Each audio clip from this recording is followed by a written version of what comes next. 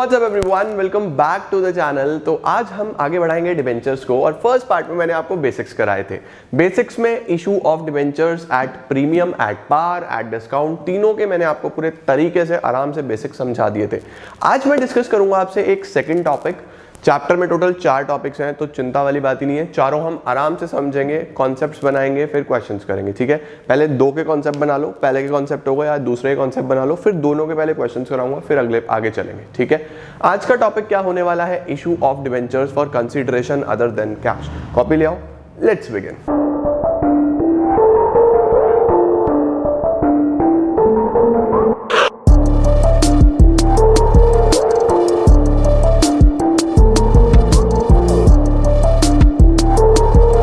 Heading डाल लेंगे जल्दी से issue of debentures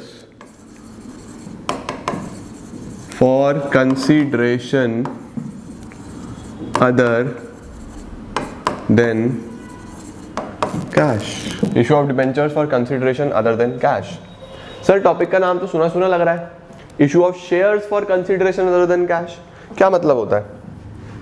for example, इसके अंदर ना 2 केसेस बनते हैं। कितने केस बनते हैं? 2 केस बनते हैं। मैं आपको एक एक करके केस समझाता हूं। सबसे पहला केस, अगर किसी कंपनी ने, कंपनी का नाम है डीसी, कंपनी ने किसी और कंपनी से, एक और कंपनी है XYZ लिमिटेड, कोई मशीन खरीदा या कोई भी एसेट खरीदा। ठीक है, अब एसेट के बदले में पैसा देना है। पैसा किस फॉर्म में दे सकते हैं? मैंने बोला भाई मैं आपको कैश दे दूंगा, ठीक है जी। मैंने बोला मैं आपको चेक दे दूंगा, यानी कि बैंक से पेमेंट कर दूंगा। मैंने बोला कि मैं आपको एक बिल साइन करके दे दूंगा, यानी कि बीपी। मैंने बोला कि मैं आपको अपने कंपनी के शेयर्स दे दूंगा। ये सब एक बेसिक चीज होती है।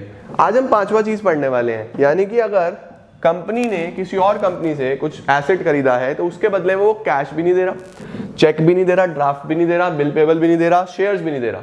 वो क्या कह रहा है? मेरे डिवेंचर ले लो भाई, आपसे मैंने संपत्ति ली है, संपत्ति के बदले में डिवेंचर ले लो। ठीक है, तो यहां पे क्या होगा?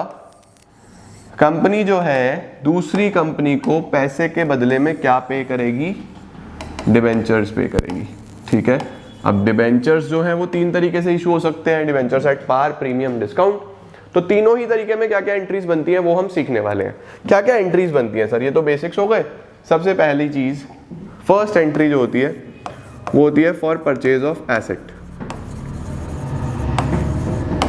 फॉर परचेज ऑफ एसेट क्या एंट्री बनती है? एंट्री बनती है asset account debit to vendor account. सबसे पहली एंट्री बनती है asset debit to vendor. Vendor कौन है? जिससे सामान खरीदा है, उसका नाम लिखना है। ठीक है, जैसे मैं बोलूंगा asset debit to XYZ limited. उसके बाद जब आप पेमेंट करोगे, फॉर पेमेंट, अब पेमेंट आप कैश में तो नहीं कर रहे हो, आप क्या दे रहे हो? डिवेंचर दे रहे हो। तो एंट्री बनती है vendor account debit to debentures. ठीक है, और ये डिवेंचर किस पे है? At par. सही हो गया? अच्छा जी, अगर डिवेंचर प्रीमियम पे हुए तो vendor account debit to debenture to security premium reserve. अगर डिवेंचर किस पे हुए? At premium. ठीक है, अगर डिस्काउंट पे हुए तो vendor account debit discount on issue of debenture debit to debenture. ठीक है जी, ये होता है एट डिस्काउंट। तो ये 3 एंट्रीज बनती हैं। डिवेंचर्स अगर इशू करे जाएं to vendor, at par, at premium और एट डिस्काउंट। ठीक है जी, ये आपको पता होना चाहिए। ये बेसिक एंट्रीज हैं। एक नोट लिखेंगे,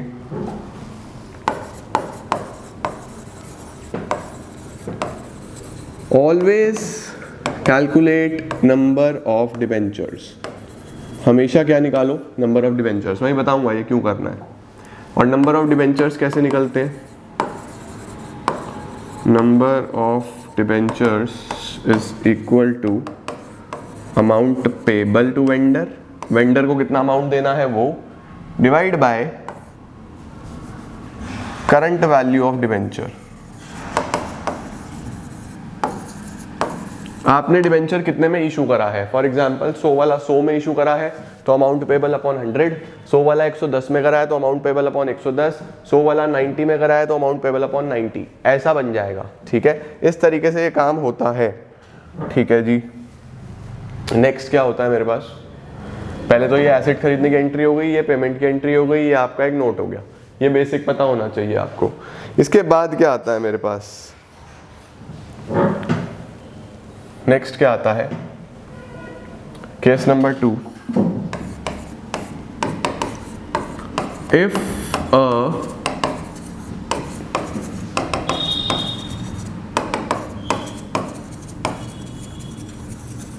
रनिंग बिजनेस इज परचेज्ड। आपने सुना होगा आजकल एक बड़ी कंपनी छोटी कंपनी को खरीद लेती है, तो कंपनियां तो एक दूसरे को खरीद ही लेती हैं। तो अगर एक रनिंग बिजनेस चल गया, एक रनिंग बिजनेस खरीद लिया गया तो क्या होगा? If a running business is purchased तो क्या एंट्री करेंगे? सर अगर रनिंग बिजनेस का एंट्री करेंगे तो उस सिनेरियो में एंट्री होती है, भाई देखो चलता चलाया बिजनेस होगा तो उसके एसेट्स भी होंगे, लाइबिलिटीज भी होंगी, है ना। तो तुम्हें एक बेसिक समझना है, बहुत बढ़िया। लोग रटते हैं, हमें रटना नहीं है। सबसे पहले एसेट्स अकाउंट डेबिट कर देंगे, टू लाइबिलिटीज कर देंगे। ठीक है, फॉर एग्जाम्पल मैं आपको बताता हूं कि आपने बोला कि इस बिजनेस की जो वैल्यू है, एसेट्स जो है इसके पास वो 10 लाख रुपीज के हैं। एसेट्स कितने के हैं? 10 लाख के एज्यूम कर रहे हैं। लाइबिलिटीज हैं 2 लाख रुपीज की। तो एसेट्स हैं 10 लाख के, लाइबिलिटीज हैं 2 लाख रुपीज की। आप मुझे बताओ बिजनेस की वर्थ कितनी बनी? कभी भी किसी भी बिजनेस की वर्थ निकालनी हो तो asset minus liability, 10 lakh minus 2 lakh, business 8 lakh रुपए का है। ठीक है, 8 लाख का बिजनेस है और आप बाय कर रहे हो, फॉर एग्जाम्पल यहाँ पे आएगा टू वेंडर 12 लाख, आप बाय कर रहे हो 12 लाख रुपए में। आपने वैल्यू निकाली, 10 माइनस 2 8 की वैल्यू आई थी और आप 8 वाला बिजनेस 12 में खरीद रहे हो। तो सर 4 लाख किस चीज के एक्स्ट्रा दे रहे हो? बिजनेस किस चीज के पैसे ले रहा है वो एक्स्ट्रा? वो ले रहा है अपनी गुडविल के, अपनी रेपुटेशन के पैसे ले रहा है। बिजनेस बोल रहा है हमारा 8 का बिजनेस है, मैं मानता हूं मेरे पास प्रॉपर्टी है 8 लाख की, लेकिन मैं अपना बिजनेस आपको दूंगा 12 लाख रुपए में। 4 लाख रुपए एक्स्ट्रा ले रहे हैं, नहीं ले रहे हैं, उसको गुडविल बोलते हैं। ठीक है, तो गुडविल कहां दिखाते हो? यहां पे गुडविल डेबिट हो जाएगा, यहां पे गुडविल डेबिट हो जाएगा। अब कुछ बच्चे क्या करते हैं, कुछ बच्चे इसको समझ नहीं पाते, तो वो एक सिंपल सी चीज याद कर लेते हैं कि इन दोनों को डिफरेंशिएट कर लो। 14 लाख इधर, 10 लाख इधर, डिफरेंस इधर आ रहा है। कभी भी डिफरेंस डेबिट में आए, 4 लाख का डिफरेंस आ रहा है, कभी भी डेबिट में डिफरेंस आए तो उसे हमेशा गुडविल बोलना है, उसको हमेशा क्या बोलना है? गुडविल। ठीक है, और अगर सर डिफरेंस इधर भी तो आ सकता है, हो सकता है ऊपर ज्यादा होते नीचे कम होते, तो उसको क्या बोलना है? Capital reserve. अगर डिफरेंस इधर आ जाए तो उसको बोल देंगे कैपिटल रिजर्व। सर इधर डिफरेंस कब आता है? अगर डिफरेंस इधर आ जाए, ये दोनों में से एक आएगा, या डिफरेंस इधर आएगा इधर आएगा। इधर डिफरेंस कब आता है? इधर डिफरेंस तब आता है जब बिजनेस आप सस्ते में खरीद रहे हो। फॉर एग्जांपल 10 का एसेट था, 2 का लाइबिलिटी था, बिजनेस की वैल्यू 8 लाख थी। सपोज आपने 12 में नहीं 6 में खरीदा होता, 8 वाला 6 में मिल गया, 2 लाख का आपका कैपिटल गेन हो गया, बहुत बड़ा फायदा हो गया। तो कोई भी कैपिटल गेन होता है, कोई भी ऐसी इनकम होती है जो कैपिटल नेचर की होती है, उसे हम कैपिटल रिजर्व में ट्रांसफर कर देते हैं। आपने शेयर्स में ही पढ़ा था, है ना। तो बेसिकली यहाँ पे अमाउंट अगर इधर डिफरेंस आता है तो उसको ट्रांसफर कर दो कैपिटल रिजर्व में। ओके, बस अब बाकी सेम है। वेंडर को जो आपने देना है वो देना ही है। अगली एंट्रियां same, vendor debit to debenture, या फिर vendor debit to debenture to SPR, या फिर vendor debit discount debit to debenture. ठीक हो गया, नहीं हो गया? Vendor debit to debenture, vendor debit to debenture to SPR, vendor debit discount debit to debentures. ठीक है, ये आपका बेसिक सिनेरियो रहता है और ये आपके बेसिक कॉन्सेप्ट्स हैं जो आपके पता होने चाहिए। ठीक है, पूरा का पूरा कॉन्सेप्ट एक ही जगह कर दूं, आपने नोट कर लिया होगा वैसे, लेकिन मैं एक ही जगह करने की कोशिश करता हूं कि एक जगह आ जाए। लो जी, ये हो जाता है हमारे पास पूरा का पूरा कॉन्सेप्ट जो आपको पता होना चाहिए। अभी मैं आपको इसका कैसे अमाउंट भरी जाती है इसका एक क्वेश्चन कराता हूँ, फिर मैं इसके जब क्वेश्चंस कराऊंगा आपको तो डिटेल में इसके 5 से 7 क्वेश्चंस कराता हूँ। सबसे पहले आप ये देख लो कि अमाउंट कैसे भरी जाती है, वो समझाता हूँ मैं आपको। आइए इसको फटाफट से कर लो, फिर आगे चलते हैं। अब देखते हैं कि क्वेश्चन किस प्रकार से आता है। देखो इस तरीके का कुछ क्वेश्चन आता है और काफी इंपॉर्टेंट रहता है। A company purchase assets of ₹9,90,000 from another company. एक कंपनी ने एसेट्स खरीदे हैं 990 के किसी और कंपनी से। तो सबसे पहले एंट्री एसेट खरीदने की कर लो बिना टेंशन लिए। Asset account debit to vendor, being assets purchase narration लिख देना। 9,90,000 रुपीज के आपने एसेट्स खरीद लिए, ठीक है। Company purchase assets of the value 9,90,000 from another company. Company का नाम होता तो मैं यहाँ कंपनी का नाम लिख देता, फिलहाल वेंडर लिख दो। अच्छा ठीक है। इट वॉज एग्रीड दैट, ये एग्री हुआ that purchase consideration to be paid, हम इसका पैसा देंगे बाय इशू ऑफ 11% डिवेंचर्स। बेटा जी ये 11% रेट ऑफ इंटरेस्ट होता है, ROI रेट ऑफ इंटरेस्ट। इस रेट ऑफ इंटरेस्ट का आपके क्वेश्चन पे कोई इंपैक्ट नहीं आता, तो घबराना मत इसको देख के। 11% डिवेंचर्स ऑफ ₹100 ईच, 3 केसेस बनाए, पार, डिस्काउंट और प्रीमियम। यानी हमें इस संपत्ति के बराबर में 3 एंट्रीज करके दिखानी है। सबसे पहली एंट्री एट पार की कर देंगे, दूसरी एंट्री एट डिस्काउंट की कर देंगे, तीसरी एंट्री एट प्रीमियम की कर देंगे, ताकि आपको समझ में आ जाए। 990 के एसेट्स खरीदे हैं, अब पैसा दे रहा हूं मैं। सिंपल एंट्री लिख लो पहले तो। अगर पार पे है तो vendor debit to 11% debentures, discount पे है vendor debit discount debit to 11% debentures, premium पे है vendor debit to 11% debentures to SPR, security premium reserve, ठीक है। अब देखो अगर है पार पे फिर तो कोई टेंशन वाली बात ही नहीं है। 9,90,000 रुपीज देने थे, 9,90,000 हमने दे भी दिए। यहाँ पे तुम्हें कोई चिंता वाली बात नहीं है, किसी भी प्रकार की चिंता वाली बात नहीं है। वेंडर डेबिट टू 11% डिवेंचर, बात खत्म, ठीक है। यहाँ पे आता है अब दिमाग लगाने वाला सवाल। सर वेंडर को तो देने हैं 9,90,000, 9,90,000, लेकिन कितना डिवेंचर में कितना डिस्काउंट में, यहाँ तो अटक गए। अब देखो तुम लोग को ये देखना है कि कितने में है। 10% के डिस्काउंट पे है, यानी 100 वाला इसका 10% 10 रुपीज, 100 माइनस 10 90 रुपीज में हो गया या नहीं हो गया। 100 वाला 90 में हो गया, 10 रुपए का डिस्काउंट। तो यहाँ पे तो डिवेंचर में हमेशा पूरा अमाउंट लिखना है, याद रखना डिवेंचर में हमेशा पूरा अमाउंट जितने का है। डिस्काउंट 10 रुपीज का, 90 यहाँ पे। अब सर मुझे क्या करना है, आपको यहाँ पे नंबर ऑफ डिवेंचर्स निकाल लेने हैं, उन्हें यहाँ से मल्टीप्लाई करो, अमाउंट आ जाएगी।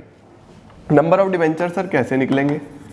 नंबर ऑफ डिवेंचर का मैंने आपको फॉर्मूला लिखवाया, अमाउंट पेबल, जो पैसा देना है, डिवाइड बाय आज का वैल्यू। इसका आज का वैल्यू 90 है, 100 वाला 90 पे दे रहे हो ना, 990 अपॉन 90, ठीक है। 0 से 0 खत्म हो गया, 11,000 11,000 डिवेंचर्स आ गए। कितने डिवेंचर निकल के आए? 11,000 डिवेंचर्स। बस यहाँ पे मल्टीप्लाई कर दो, 11,000 11,000 11,000 11,000 इंटू 100, 11 लाख। 11,000 इंटू 10, 1,10,000। 11,000 इंटू 90, 9,90,000। तो आपके पास ये एंट्री बन जाती है, vendor debit discount debit to 11% debentures, ठीक है जी। अब अगर मैं प्रीमियम की एंट्री करूं तो प्रीमियम क्या, देखो ध्यान से देखो, एट अ प्रीमियम ऑफ 10%, 10% के प्रीमियम पे चल रहा है, यानी कि 100 वाला डिवेंचर 10% का प्रीमियम 10 में, तो 110 वेंडर में आ जाएगा, है ना भाई। प्रीमियम पे दिए हैं तो 100 वाला 110 में दिया होगा। सर अब कितना अमाउंट कहाँ पे? वेंडर में तो 990 आएगा, लेकिन यहाँ पे कितना? तो उसके लिए फिर से नंबर ऑफ डिवेंचर निकालो। Number of debenture is amount payable 990 divide by value. Value थी इस बार 110, 100 वाला 110 में था ना, तो 0 से 0 खत्म कर दो, 9,000 डिवेंचर्स। इस बार 9,000 डिवेंचर्स आ गए। तो देखो 9,000 इंटू 100, 9,000 इंटू 10, ये आ गया 9 लाख और ये आ गया 90,000। देखो आपका अपने आप ही सारी की सारी एंट्रीज हो जाएंगी। तो अगर आप ध्यान से देखो तो इस तरीके से हमें एंट्रीज करनी है। एसेट खरीदा, asset debit to vendor, vendor को पे करा पार में तो वेंडर टू डिवेंचर, बात खत्म। अगर करा मैंने किस पे, डिस्काउंट पे, तो vendor debit discount debit to debenture. उसके बाद अगर मैंने करा प्रीमियम पे तो vendor debit debenture debit to SPR, समझ गए। उसके बाद नंबर ऑफ डिवेंचर निकालो, उससे मल्टीप्लाई कर दो। ये आपका दूसरा कॉन्सेप्ट होता है जो मैंने आपको कराया, ठीक है। इसके बाद हमारे पास दो कॉन्सेप्ट्स और बचते हैं इस चैप्टर में, लेकिन कॉन्सेप्ट्स बाद में कराऊंगा, उससे पहले तुम्हें इन दो कॉन्सेप्ट्स के अच्छे अच्छे क्वेश्चंस कराता हूं। तो ठीक है, कल हम इनके क्वेश्चंस करते हैं। आप एक बार अपने तरफ से भी इन दोनों ही कॉन्सेप्ट्स के क्वेश्चन ट्राई कर लो, सो दैट कल जब मैं आपको क्वेश्चंस कराऊं तो आपके डाउट्स एकदम खत्म हो जाएं। चलिए जी, thank you so much everyone, I am gonna see you all super soon, take care, bye bye.